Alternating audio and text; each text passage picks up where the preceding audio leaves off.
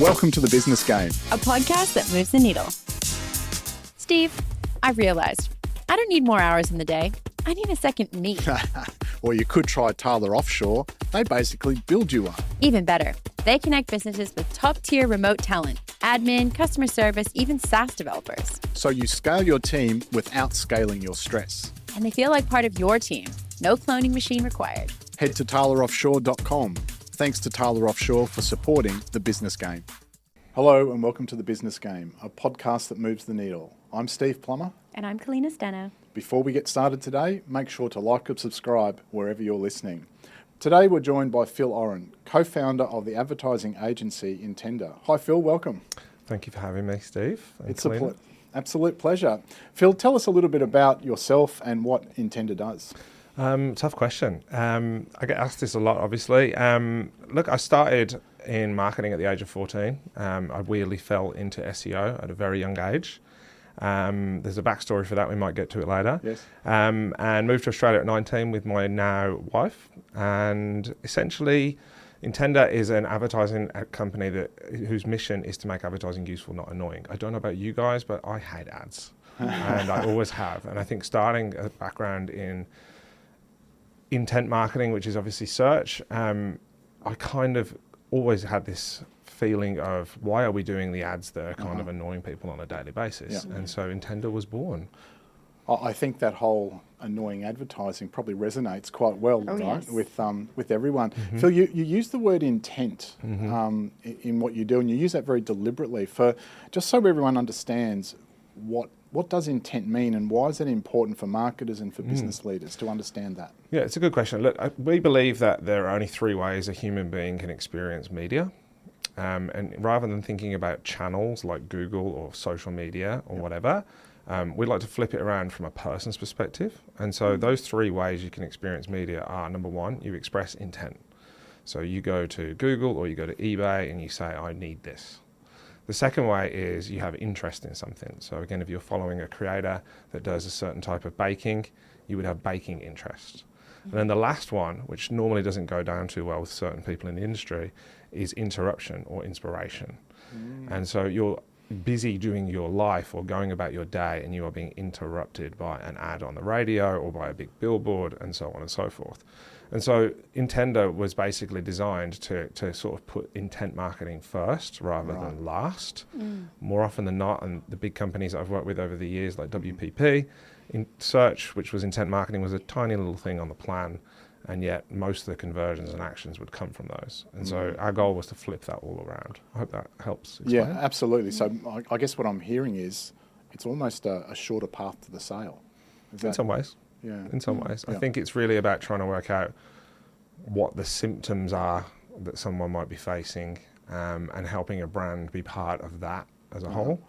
But in some ways, yes, you could say, I need an M8 bolt for this cupboard, and you would find one and you would buy it. Yeah. But in some cases, if you have 3 kids under 3 and you need a car that's going to fit 3 Australian-approved baby seats in the back of it, your journey's a little bit different, right? Absolutely. Yeah. Cool. Yeah, I like that. So is advertising today the hardest it's ever been, or are founders just a bit delusional about attention? It's in some ways it is and it isn't, and I hate to give that answer. Where it's become really hard, I think, is if you're a business with one message and you're putting it out to the masses, that's become so difficult now. Yes. And the reason for that is because we've seen fragmentation of like channels. We've seen like communities pop up, and you're trying to show your message for your product in multiple communities, multiple platforms, in multiple times of the day, on in ads that might be on very different platforms. And as a result of that, your message, which is a one-to-many message, has become really difficult. But on the flip side, the many messages to one opportunity has become much bigger, in the sense of you could now, if you wanted to, and you probably should, create messages that are tailored for where they're going to be shown. For example, if you are going to do influencer marketing with 10 influencers, yes, you could have the same message for all of them, but now we're starting to see brands create unique content with those communities, with those people in mind. And so I think, like, from what we're seeing, it's getting easier to do the latter and a lot harder to do the former now. And the former is not getting the cut through that it used to because people are very well trained to say, oh, that's an ad, and it's not serving me right now. Yeah. So is mass marketing dying? Is that? I think it's having a bit of a midlife crisis, to be honest, for want of a bit of word. Well, we've all been there. Yeah, we've all been there for sure. In a sense of, as a singular medium or as a singular message, yes, it's dying. But when you roll up all of your granular messages and combine them, that is now the new mass marketing, I would say. Right. All right. Let's talk about perceptions today, because what you're talking about is quite a big change, I guess, from traditional marketing. Yeah. So I guess what's one of the biggest myths that founders of businesses, small, medium, large, have about advertising that sort of gets under your skin and makes you want to just flip the table and go, oh my God, don't you get it yet? I think that everything's pay to play. Is probably, you have to pay money to play in the game. And I think we saw, I go on a Facebook now and I don't see my parents and I don't see my friends. I see 5 or 10 ads, most of which are things I don't want. And I think the founders probably need to realise that, we'll probably need to ask them this rhetorical question to themselves. It's like, who's winning here? I don't think it's the people receiving the ads, and I don't think it's them because of ad waste. And therefore, it must be the platforms that are winning. And so I think the myth of being paid to play and you need to, put $10 in to get $50 out, I would say really need to look long and hard in the mirror on that one and probably go back to what I would call owned and earned media rather than paid media. And so my advice to founders there would be take a look back at what your product market fit was and your your brand market fit was, and just remember, like, there might only be a certain amount of people who need your product today. Where are those? And so I like to anecdotally on a piece of paper many times just write down people who have intent, people who have interest, and people I can interrupt. And I start to gather data around, well, how many people, for example, might need a 7-seat SUV today? Well, in the Sunshine Coast, we know there's actually only 300 people looking at any one point in time. And then people who are interested might go up to around 2,000 to 5,000, and then people who you could reach might be, the entire population of the area. And so many people are going, right, I need to start with that large number of people to tell them I exist. Actually, I kind of call BS on that, and I think you need to start at the other end first and exhaust that kind of narrow audience before going deeper into the wider ones. And I think tradies are actually the best at this. Tradies often explain what they do. They explain what's exactly on the tin. They put that out there. And if you're a commercial spray painter versus a commercial painter, that often that context is enough to let Google and other platforms work it out for you. Does that answer your question? So is that a quick follow-up there? Is that a useful exercise for founders, for marketing teams within businesses to sit there with a piece of paper or whichever media you're using and nut out those 3 stages of the journey that you mentioned? I think so. To the point where I probably should write a book about it.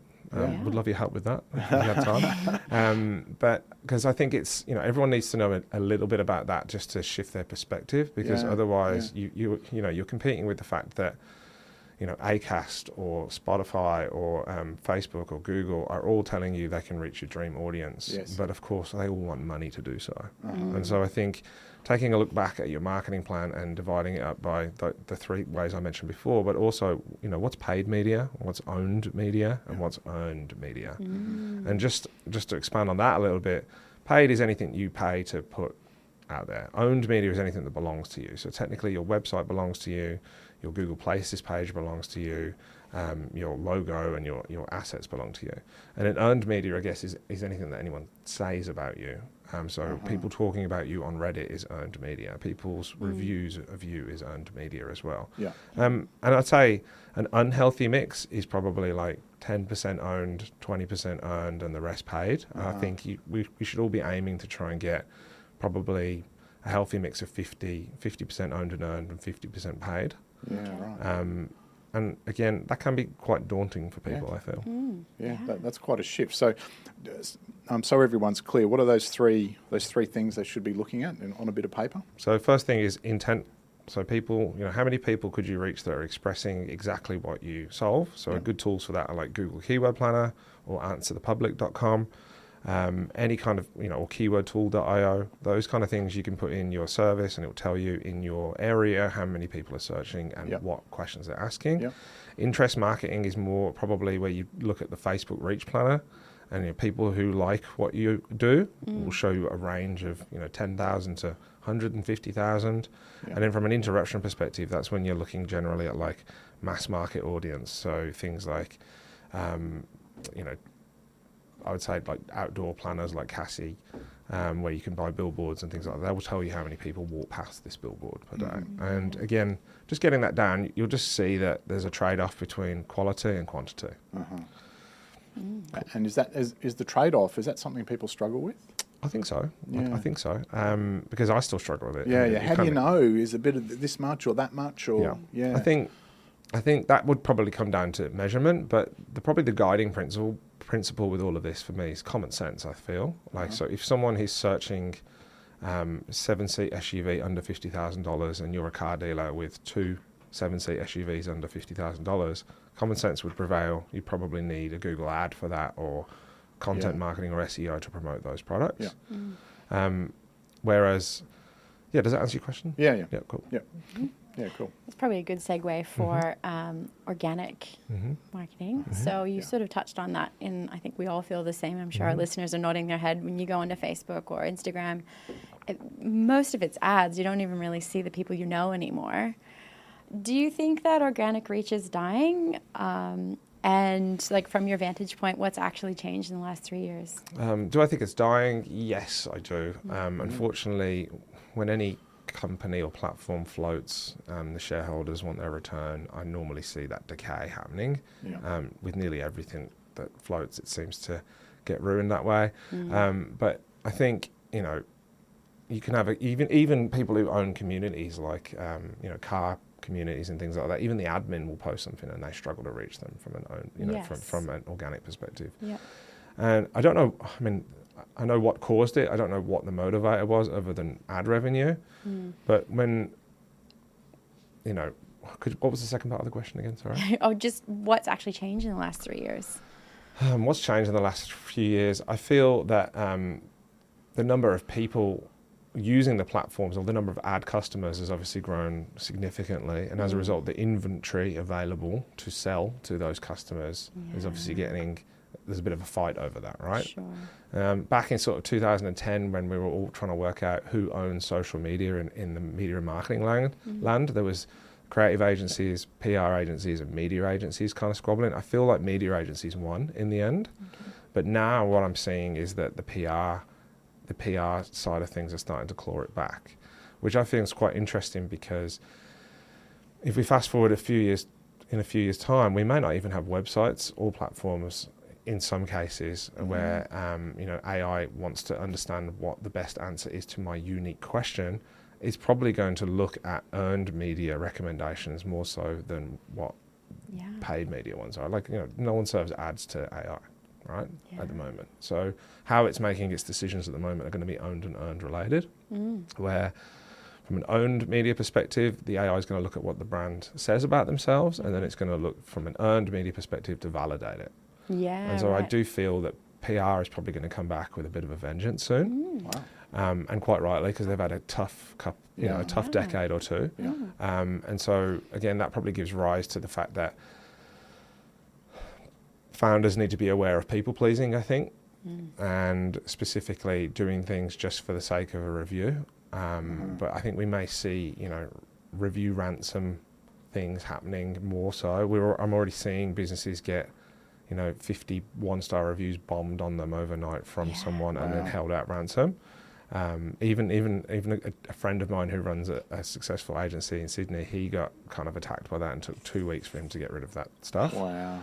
And so it's going to be interesting to see how the context of those reviews and earned media are dealt with, and then more importantly, kind of addressed. Because back to your original question around kind of, is it dying? I think, do you find you're being asked more or less by your family or friends for recommendations at the moment than you were 5 years ago?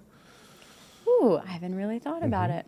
I think I'm probably being asked more. Yeah, I feel like I am as well. And I Yeah. think even though we've got AI as a co-pilot, Yeah. we're sort of being, there's still an element of, Yeah. there's a new BS detector I think we're all Yes. creating as humans at the moment. Totally. Yeah. Actually, I was asking AI something the other day for recommendations for a gift idea, and I looked on it and I was like, well, that's not actually accurate. There's actually a place closer that, and so I did my own, knowing that it was there, but I just wanted to see what it came up with. So it was interesting. Yeah. Yeah, totally. What about you, Steve? I was hoping you weren't going to ask Table me that. flipped. Because I'm thinking, oh, gee, I don't really know. I probably don't talk to enough people maybe to get asked recommendations. But yeah, I got nothing. That's okay. I got nothing. No I don't know. Cool. Word of mouth is so valuable, isn't it? Yeah, I think word of mouth,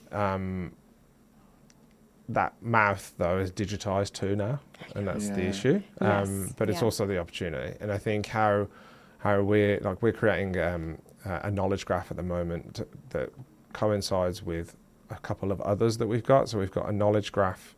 So just to explain a knowledge graph, it's basically it's how large language models understand and ingest almost the context of something. Okay.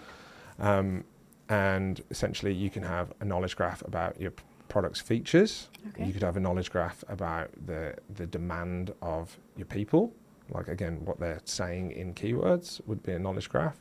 And then we're also kind of trying to make a knowledge graph at the moment of what people are saying about the product. And where those three come together, that is the magic, I think, moving forward. And so I believe we're moving very quickly into what I would call context marketing, where it is greater than content marketing. And I think that's kind of where we will gradually go over the next few years. You could also say triage marketing, which is a build upon symptom-based marketing, where the triage person at the hospital was the most important person you saw, but you didn't realise at the time because they're the ones who kind of decided whether you were critical or whether you were going to sit outside for 7 hours. Yeah, right. And they're the person who sort of decides whether you're going to see, potentially see the specialist straight away or a doctor straight away. And yeah, I think we've got an interesting few years ahead. Yeah, and that actually leads me to the question around these ads aren't working or my ads don't work anymore. I mean, what you've explained there is a massive shift in what's happening, and it's almost like, I was going to say traditional ads, but online ads haven't been around that long. But so what is it that is making ads less effective? Is it the creative? Is it the targeting? Is it that whole, as you were explaining, that whole space? People are just not paying attention anymore. I think there are a few culprits, and not to point the finger at any one particular brand, but there are a few examples where the first time I heard the ad, it was amazing. I was like, this is great. And then seconds later, particularly in programmatically served advertising like podcast or in podcast ads that are not by the creator, they're by the algorithm, I'm hearing it again, and then I'm hearing it again. And I'm like, well, this is one ad break and I heard the same thing 3 times. Yes. That genuinely made me go from loving the brand to hating them, even though I know it wasn't their fault. Yeah. And I feel like for me, the main thing that is annoying is often frequency. Yes. And the platforms, unfortunately, are the ones potentially making that decision. To the point where we've had a few clients lately where they've made a brilliant creative and we've insisted they watch it 10 times consecutively to see how they feel after they've heard they've had their own breakfast served to them 10 times. Wow. Okay. The response is quite mixed. Some people are like, yep, it's great.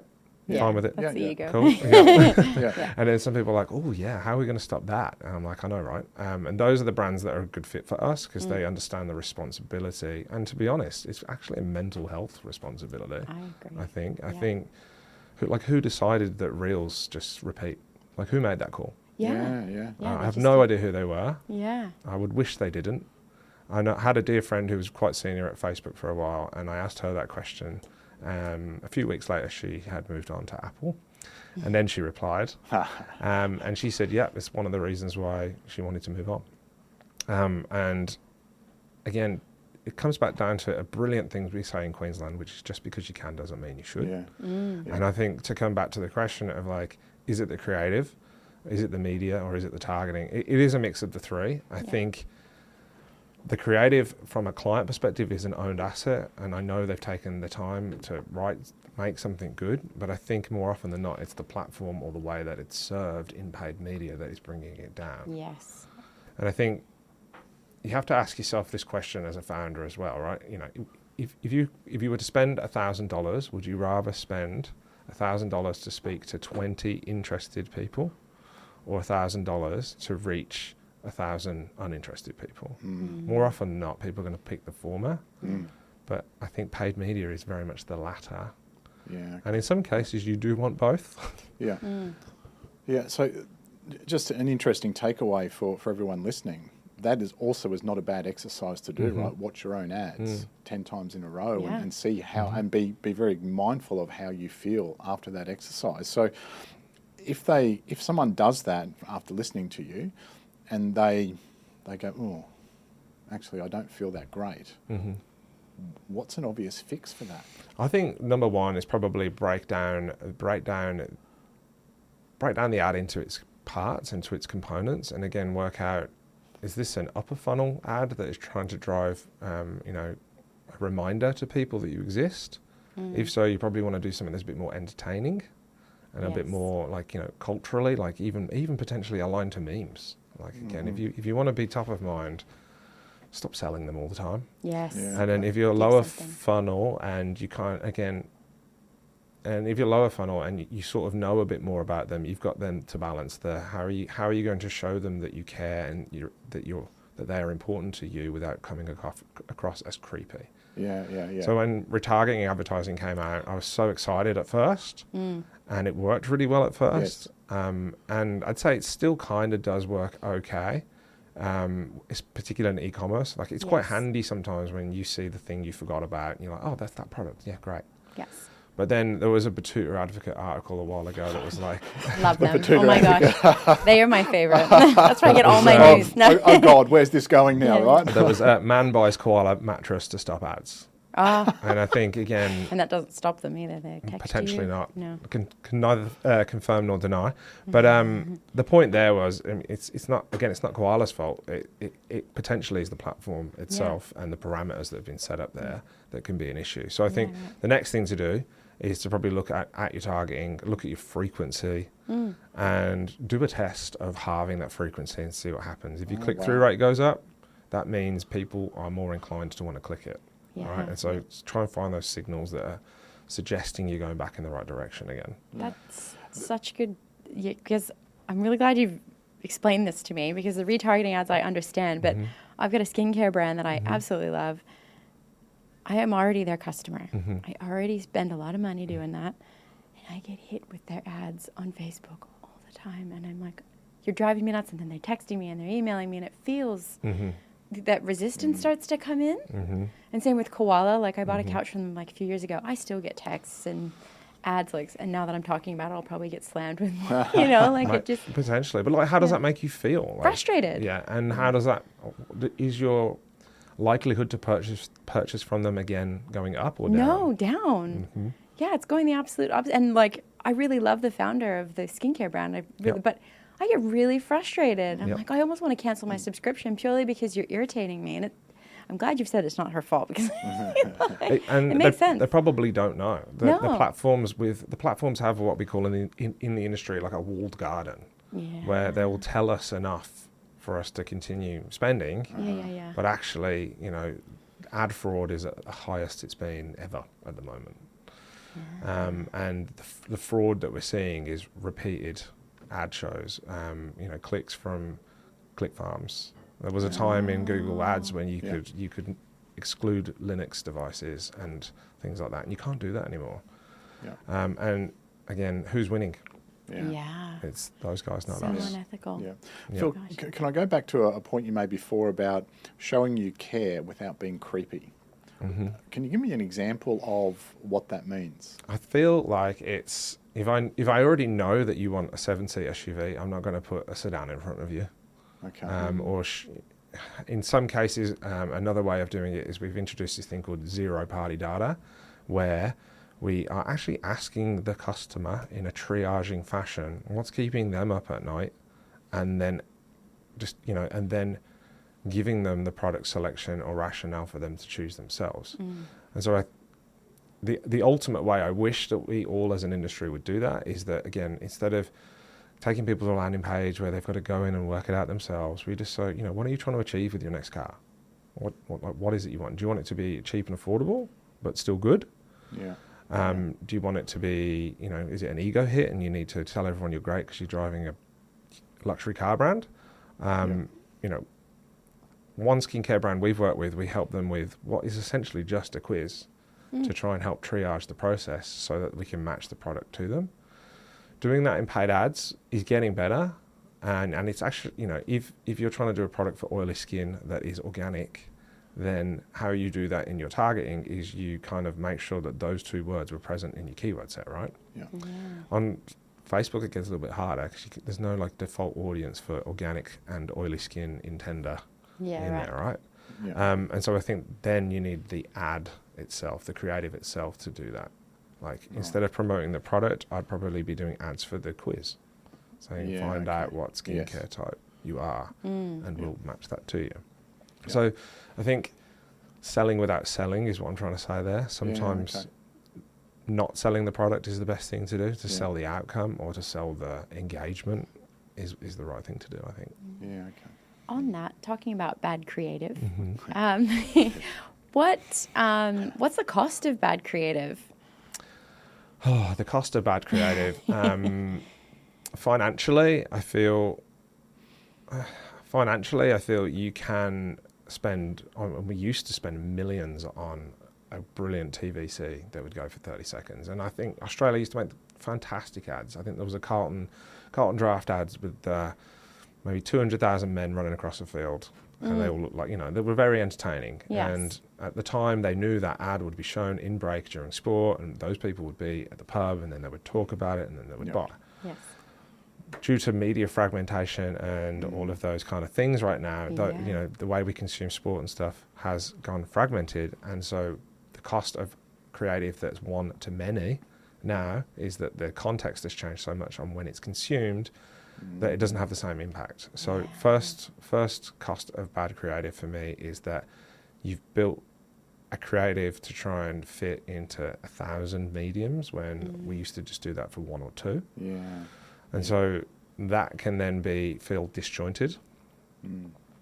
Another example of that is you might be listening to the radio and you get an ad saying, do you suffer from back pain? You're like, no, I'm fine. And then you've got to listen to that for another 15 or 20 seconds, right? And so the other cost is then brand consideration. And as you mentioned earlier as well, that repetition of that can even erode the brand, the brand love that you had originally. And so I think the solution here really is probably taking a open-minded look to making granular creatives. If you know there's an audience that wants 7-seat SUVs, do a 7-seat creative. Explain why there's a 7-seat message. If you have an audience that wants oily skin remedies, then do an oily skin related message. And so I think what I'm hoping AI will help us do is create almost unique creatives for unique people in unique journeys. I had a bit of a moment sort of 3 months ago where I was like, I don't know if I can make advertising useful, not annoying, which is our vision. Yes. And I really should have been really careful about what I wished for 6 years ago, because I think AI is the mechanism for that.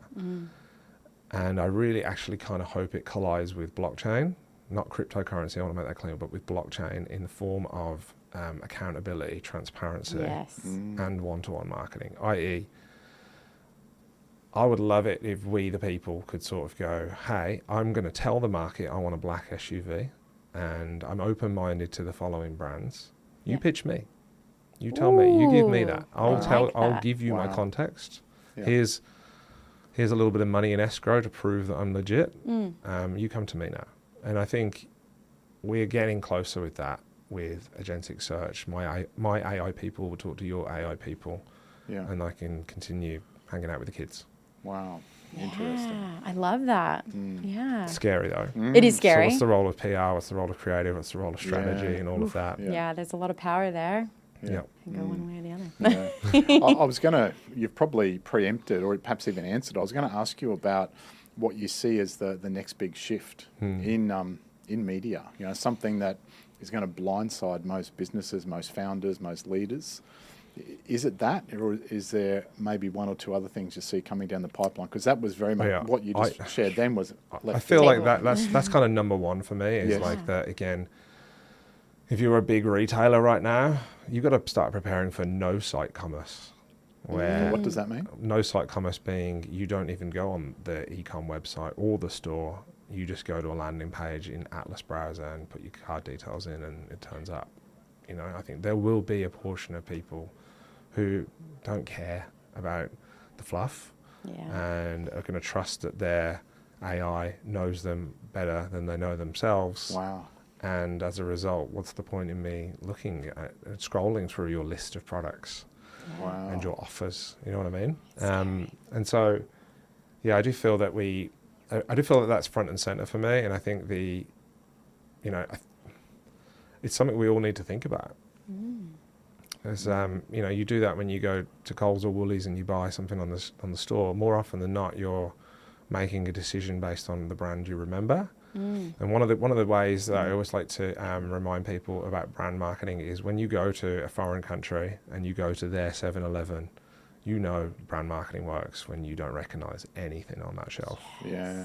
And I think that's been the way forever. And the new way, I think, will be that, purpose-based purchases, context-based purchases of the call to action on GPT is, how can I help you today? And then if you go onto a lot of retailers at the moment, it's like search our products. And there's a big difference between those two things. Yeah. So what or are there? It's what are one or two things that businesses can do to prepare for that, or position themselves at least to prepare for that coming down the pipeline? It's a good question. I think know what it is you really sell. This is something I've been saying for a while. Like, a florist sells flowers, but a great florist sells hope and appreciation. And I think, Steve, having read your book, I know you know that really well as well. I was going to say, come on, it's got to be more than that. Come on, man. But I think, really, I think advice to founders and business owners as well is like, what is it you really sell? In many cases, it's a good night's sleep for people. Yeah. But break that down into why it's a good night's sleep. Taking a Panadol. What is the Panadol? It's to get rid of the headache, but it's also so you can carry on with your life. And that's why the creative message for those kind of things in countries where you're allowed to advertise this kind of product has always been around that kind of freedom aspect or a better version of you. And I think if you think about ads today, they've always been trying to sell us a better version of us. Yeah. But they never knew what the version of us we wanted to be. They tried to tell us what it should be. Yeah. And so, and we were so good at this in the 60s, 70s and 80s. And if you've only got to look at an infomercial on TVSN to see the scene where it goes black and white, which is old you, and then back into full colour, which is like new you, and then call to action, buy my thing. So with, agentic AI, where, it's AI to AI, I think context will be the king on both sides of that fence. So the context of me, and for the seller, the context of what you can solve. Yeah. That's really interesting, AI to AI. What are we going to do with all our time? No idea. Hopefully spend more time with the kids. I know, I'm hoping our time goes into good things. Wow. My daughter actually made her own little AI app recently called don'tknowwhattodo.com. And the problem she wanted to solve was she was just like, I don't know what to do right now in terms of play. And so she's just... How old is she? She's 4. And so, are you kidding me? Yeah, her and I did it on Lovable, and she kind of just spoke to it and says, I want a list of things I could do, but she wanted it to know what to do when it was sunny or when it was rainy or when it was snowing, which it doesn't here, obviously. Yeah. And now you can just press the button and it suggests those things, which is really cool. And that's when I think I had a bit of an aha moment. I was like, wow, there's context there. That's incredible. It's crazy, isn't it? Oh my gosh, I'm excited to see what she does. She's going to be in here soon. Me too. 4 years old. Wow. Wow. Gosh. So in terms of the short-term video. So that seems to be what everyone's chasing at the moment. Yeah. But what's overlooked? What's the overlooked platform or format that's about to blow up, do you think, in space? This is a tricky question because I feel like a lot of the mediums are already with us. Okay. And I think the things that are going to blow up is like how we collide them with other mediums, I think. Okay. So like audio becoming long form and like democratized from platforms, and obviously, that's been really good. Like anyone can do a podcast, anyone can do a YouTube video. Yes. I think those mediums are well and truly here to stay, to the point where you're kind of judged if you're not doing them now. I think one that's going to come back though is PR. But in terms of a new format, so to speak, I actually think it's going to be the AI to AI thing, unfortunately, to give you that one back again. No. But there's not going to be any glamour in it, in the way that being a search guy for 26 years was the least sexy role in media. But the problem with search was it was always seen as not being sexy, yet it was seen as critical. And so I do think the people I see on my LinkedIn feed who are excited about AI, I'm looking at those people going, you hated search when we were talking about all this stuff, but yet here you are now as an intent marketer in AI. I feel, and I agree, SEO is dying for the 15th time. Okay, yeah, I was going to ask you that one. Yeah, is it true? Is it true? Is SEO dead? It kind of is, but for the 15th time. But SEO was an intent marketing medium, and intent marketing is so hard. It's just growing every second. Yeah. And so I think the word SEO kind of implied we're going to hack our way to the top. I think with intent marketing, we've got to earn our way to the top. And we earn our way to the top with product fit, with market fit, with earned media reviews. And that's the key part of the algorithm for AI. Yeah. Can you lie to it? Yeah, of course you can. Should you? If you want. But I think people will start to see through that soon. Yeah. Yes. Yeah. And is your prediction about PR making a comeback, is that, I don't know, pushback probably too strong a word, but is that like a pushback against all the AI stuff and making things more human even? I think the PR making a comeback is essential to the AI making a rational decision from what is an emotional prompt. Right. Right. And again, all media and creative has always been an emotional play. Yes. And once you've made up your mind emotionally, it's very hard to rationalise your way out of that. I feel that the PR is necessary there because it will get the exposure that we are lacking, as to one of your earlier questions, in the mass marketing side of things. We are lacking a public service announcement style reach as brands and even as governments, right? Yes. Yeah. Okay. All right. You may have already covered this, but I'm curious about who's winning the media game at the moment and why. I actually think Bluey's winning at the moment. Bluey's everywhere. Bluey, I've got a couple of others in mind. I think Bluey's winning because the content is just so fabulous. In series 3 of Bluey, I think I cried on half the episodes. Yep. The cricket one, for sure. And I'm pretty sure straight after that episode, we went out and played cricket, right? That's how powerful that content was.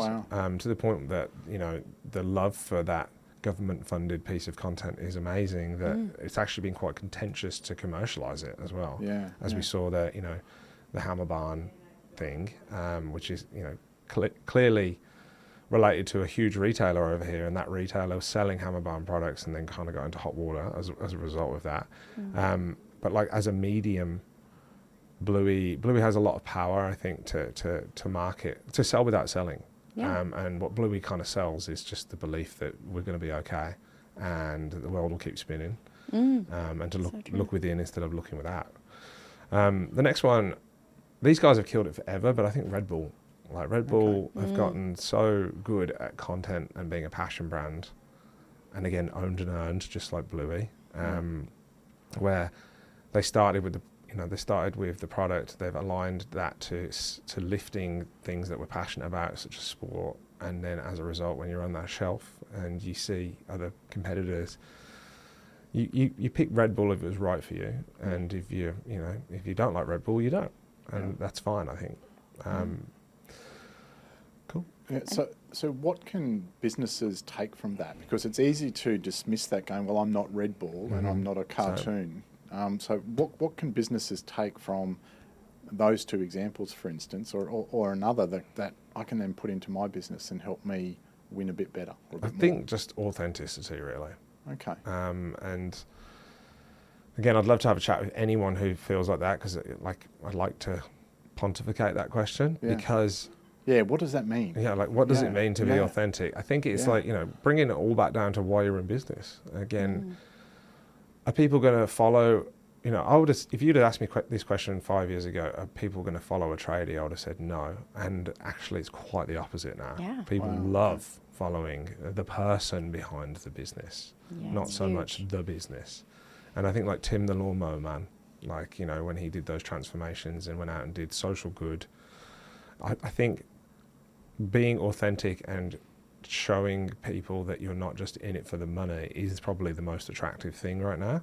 Yes. Because everyone else seems to be all about the money. And I don't know if you saw that meme recently, which was like, boomers were like, we've got all the money, and then the next generation were like, we're going to earn the money, and then people today are like, where's the money? I think authenticity comes from like impact, and I think seeing people, business owners getting out there and practicing what they preach or talking about what they're passionate about is probably the best way of doing that. Wow, I certainly wasn't expecting that. I wasn't either. I was where I came from.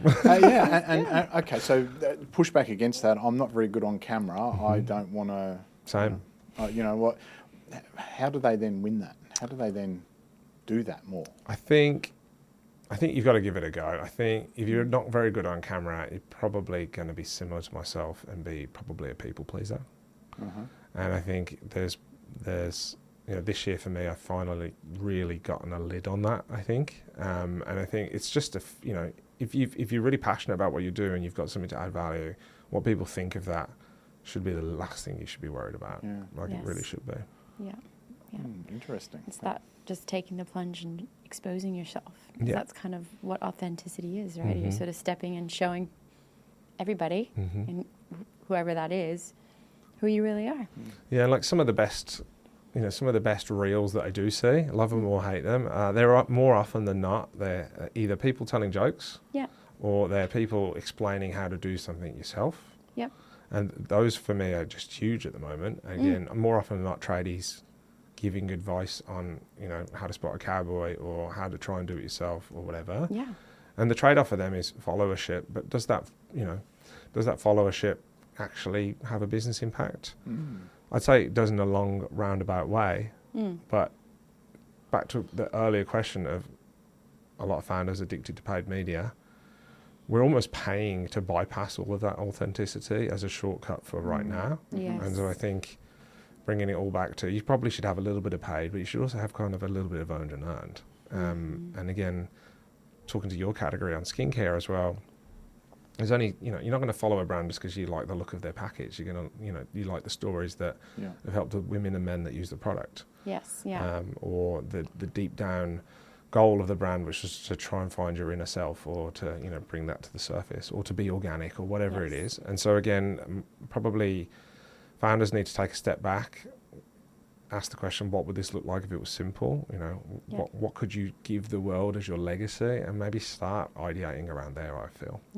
Well, the founder from that does a really great job of exactly what you just explained. She sort of jumps on there and offers free, low tox information of lifestyle stuff, and doesn't ask for anything in return, and it's not always related to skincare, but it's still in alignment with her audience.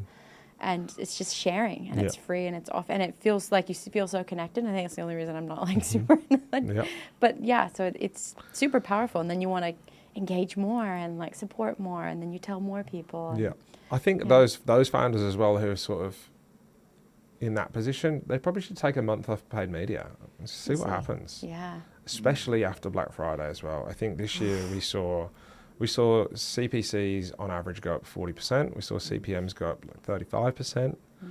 So the cost to reach people went up quite a bit. The inventory available, I don't think I was 45% more active during Black Friday. Maybe I was, but this year I was like, you know what? I actually don't really care. I'm not going to go and scurry around, because I'm sort of the belief of that product was that price 6 months ago. Oh, totally. In some cases, and most of the chatter this year was about the transparency around the amount of inventory that was on discount. And I think the ACCC probably got quite a few complaints to go through at the moment, where, the business who went and played that game with the cost of paid media, they also had to lower the cost of their products.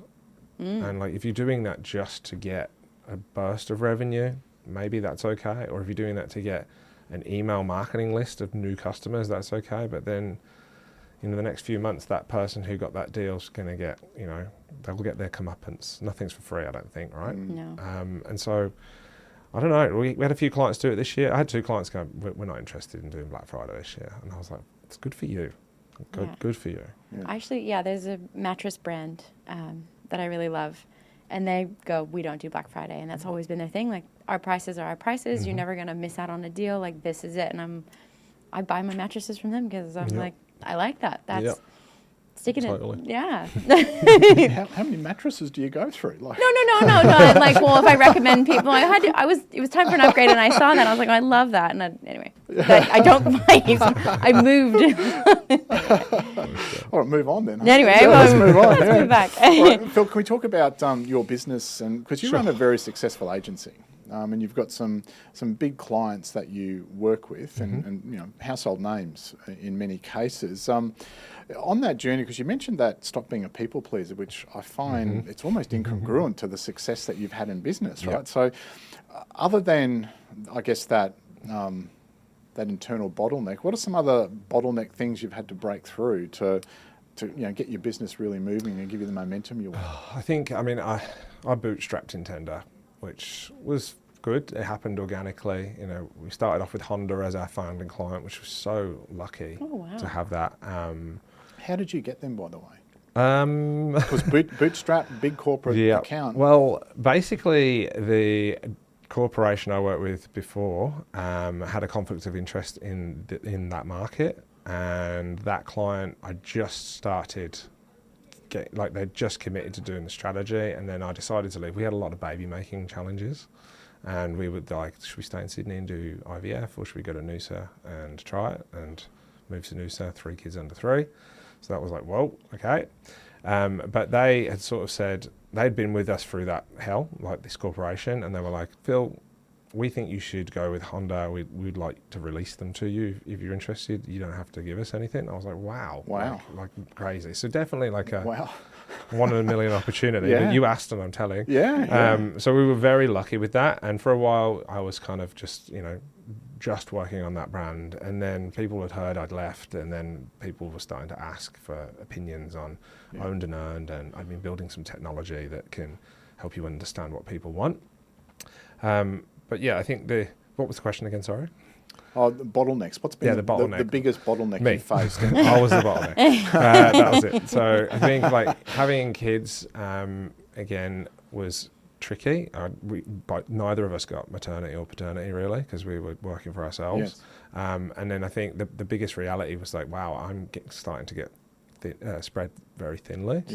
And so finding people who were as curious as I was, or more, better at things than I was. But the real aha moment I think came sort of 18 months in, when I was like, now it's time to really sort of try and step away from some of these things. I'd realised I was a people pleaser, and when I say me being the bottleneck, me people pleasing everyone was probably the hardest thing to realise. Where I would say yes and work it out later, and I'd probably deliver, but I think I've realised sort of 6 years on, the body kept the score. And I think that I'm so glad I did build a team when I did. I think at the time, starting HQ in Noosa was a great idea, and we got lots of young talent as well, which was good. But when we started to get sort of senior talent in, then things started to get a lot easier as well, and a lot more kind of process orientated. So the other blocker I think would have been process. As a naturally curious, neurospicy person, always been a bit advert to process, and so having people do that for me, and giving them the autonomy was probably the most important thing, I think, in terms of a roadblock that I had to smash through. Would you say that was a time where there was a moment where things almost broke? I imagine having 3 kids under 3 would have been circling that.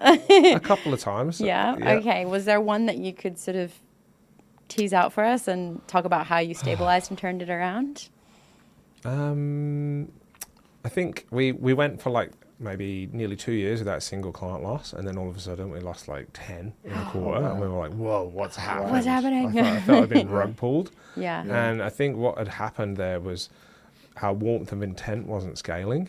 Okay. And we may have not been aware at the time that us recommending ideas was because we were so thinly spread, the ideas that were coming out of us were very like kind of top line and might even be coming across as urgent, that then again we might have started being annoying as a result. Right. And so I think realizing that the warmth of intent was the commodity that was kind of why the clients liked us over everyone else. Yeah.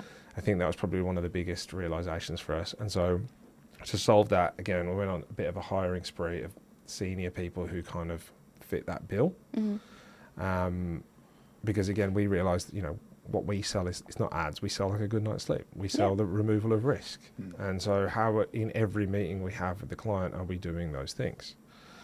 And having a bit of a come to Jesus moment around that reality of it's got to be authentic, and it's we've got to make time to build the relationships with the people, because if we don't have those relationships and the invoice goes over to them, they're like, what, like, why are we paying these guys this much money? And that was probably where I thought things had broke. What you mentioned a key phrase there, warmth of intent. Can you explain what that means? So I learned this from a guy called Jay Tinkler, and he basically, I believe Jay's from more of a creative background, and I think he sort of helped me work on the idea of like, what is it I really sell? He had an example of a deck builder that came and oiled his deck and came back a few weeks later with a tiny little touch-up pot and says, I've been thinking about your deck. Here is a little sample pot. If you see any blotches, just do that. Just do this. I would say that is a classic case of warmth of intent. You showed you cared. You went out of your way to come back. Whereas conversely today, texting you and telling you to buy the product again, I would argue is the exact opposite of that. Yes. Another example he had of that was on his birthday, he got a letter in the mail from his physio. It was like, happy birthday, Jay. Here's $50 off your next thing. Some people may like that. Yeah, which you hadn't even Jay. booked, by the way, right? Didn't even have the ache or the pain, but...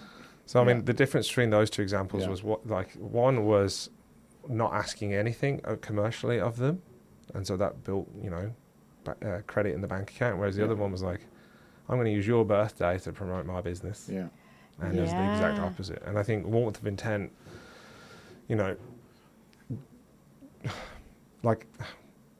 warmth of intent is so difficult because even ads don't work for us as an agency. Like we've tried bidding on stuff, it doesn't work because the warmth of intent isn't there. And what does work for us is going out for a lunch and account-based marketing and leaning into problems and helping people with them with no expectation of gratitude straight away. That's what works for us.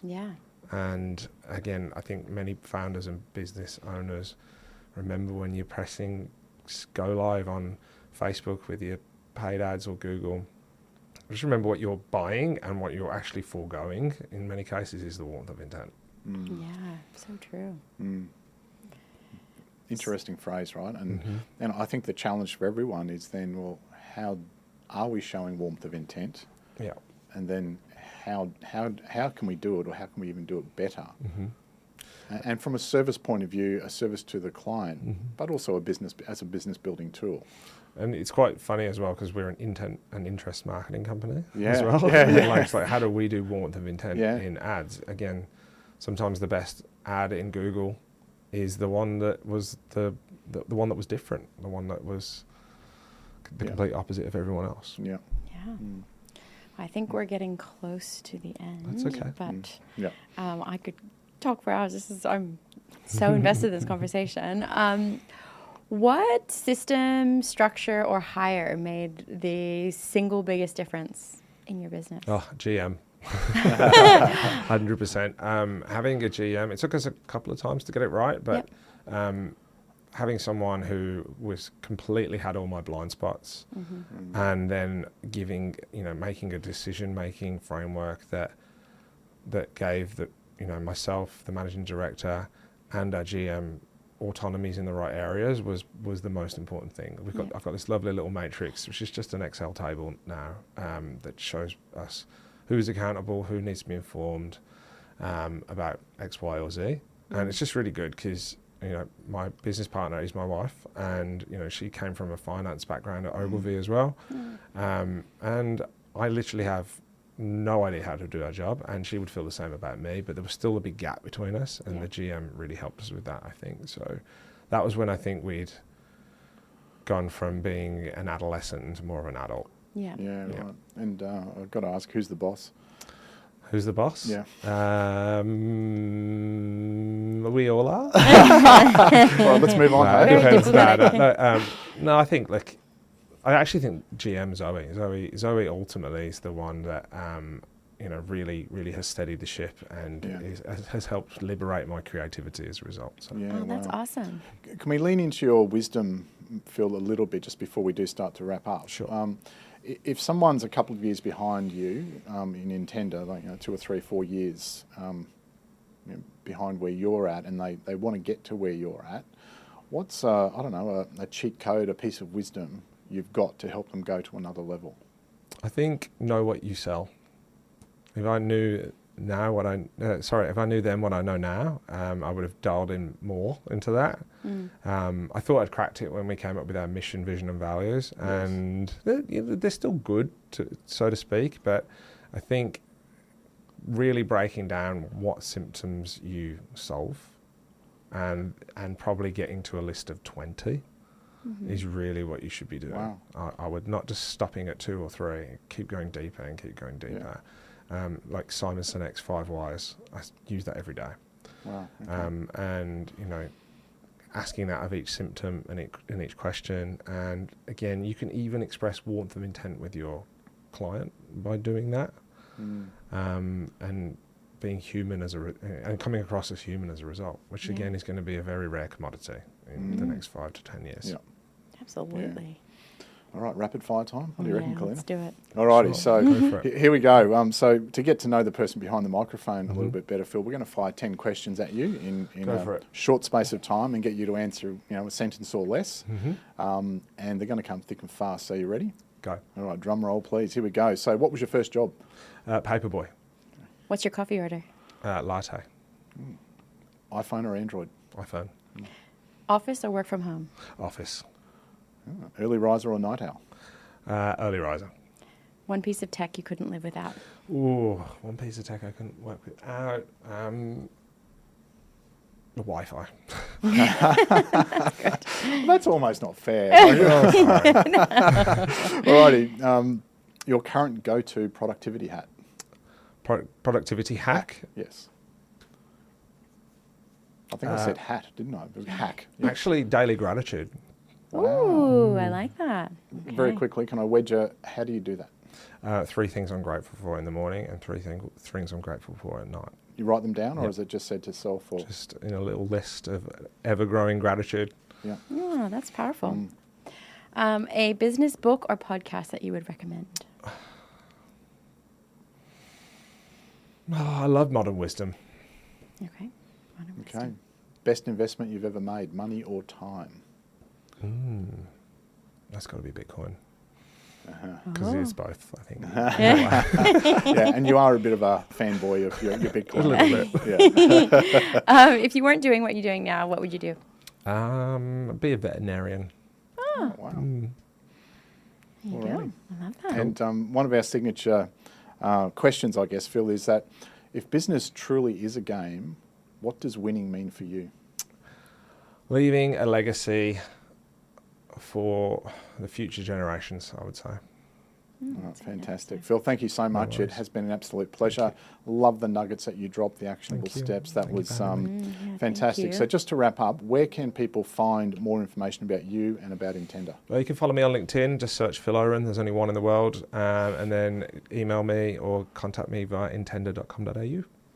All right, fantastic. All right, that's all we've got time for. Wherever you're listening, thanks for joining us today, and we'll see you next time. Thanks for tuning in to The Business Game. If you like what you heard, make sure to subscribe on YouTube and follow us on TikTok, Instagram, Facebook, and LinkedIn to stay connected.